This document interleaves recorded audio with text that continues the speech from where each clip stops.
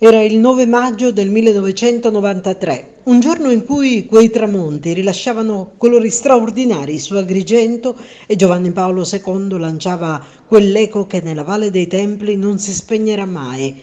Lo dico ai responsabili, convertitevi, un giorno verrà il giudizio di Dio. Come oggi, Karol Wojtyla, proclamato santo da Papa Francesco, ad Agrigento espresse l'anatema più forte della storia, che scosse per la intensità e capacità per la prima volta di essere diretto e dichiarare senza giri di parole da parte della Chiesa quel male oscuro che la mafia rappresenta per la Sicilia.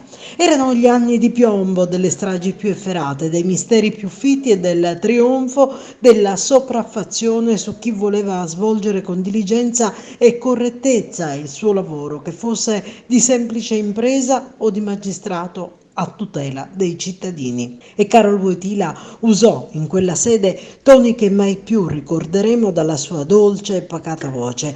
Sempre mite e persuasivo, ad Agrigento mostrò con la forza del suo messaggio la necessità di dare una scossa, di evidenziare che comunque chi opera nel male nulla farà franca, quasi a contraddire quel concetto di un Dio che perdona comunque i suoi figli. Convertitevi, un richiamo alla fede per ripercorrere la strada del pentimento e risalire verso l'assoluzione da un peccato gravissimo, il delitto, il decidere della vita della gente arbitrariamente e ancor peggio per finalità legate a interessi e dominio del territorio.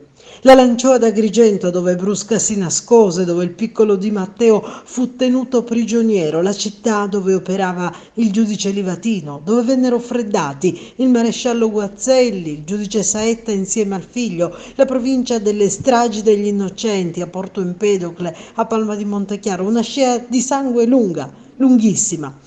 Parole forti che adesso assumono un significato più ampio e attuale verso il valore della vita ridotto a mero oggetto di vendetta, di terrorismo, di prevaricazione. E quel convertitevi diventa un'ancora alla quale aggrapparsi in una società che, cedute le basi del rispetto umano, è inesorabilmente destinata a tramontare sgretolandosi.